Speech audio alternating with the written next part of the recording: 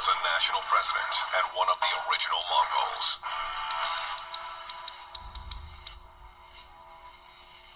This was a family deal. That's what the Mongols were all about. One huge family. That's where it's supposed to be.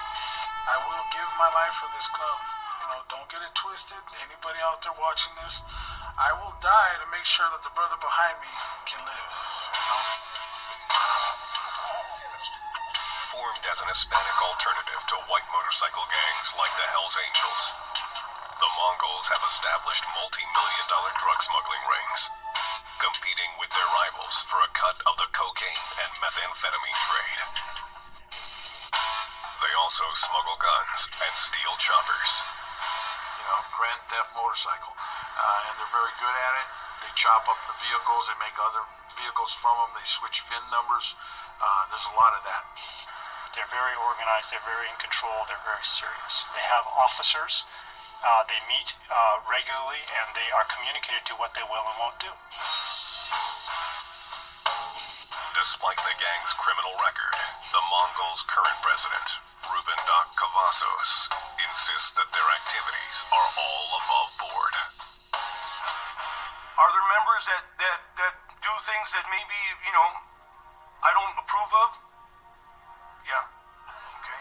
There is. But is it part of a club function? No.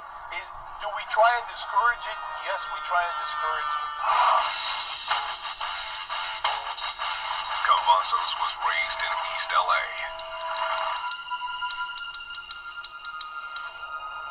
In his youth, he was a member of the Avenues, one of the toughest, most hardcore gangs in California.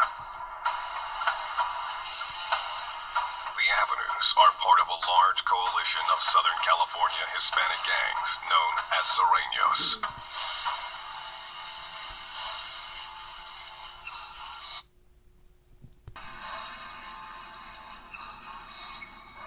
A group whose size grants them extreme power on the streets of LA.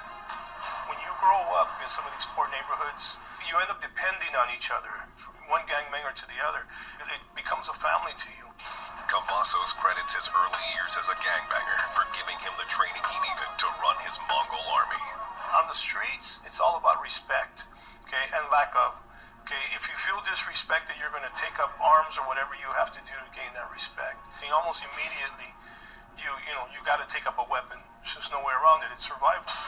A love of motorcycles drew him to the Mongols. He rose through the ranks, and in 2002, took the reins of the club. When I took the club over, it was known as an East LA club. They want to call it a gang, but it's a club. An East LA club, and we're in just about every state in the nation now. And we're also in Mexico, Canada, Italy, Australia.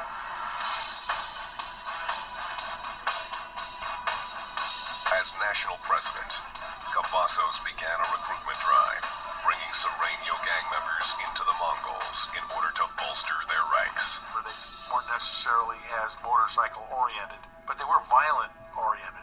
So they made good soldiers within the gang and good bodyguards and good criminals.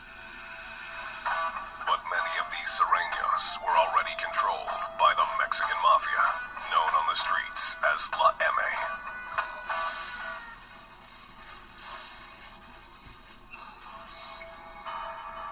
La M is one of California's most notorious criminal organizations, with as many as 50,000 foot soldiers working for them out on the streets. These foot soldiers execute the mafia's orders and pay them a cut from their drug trade. When Cavazos started bringing mafia-connected gang members into the Mongols, he created a web of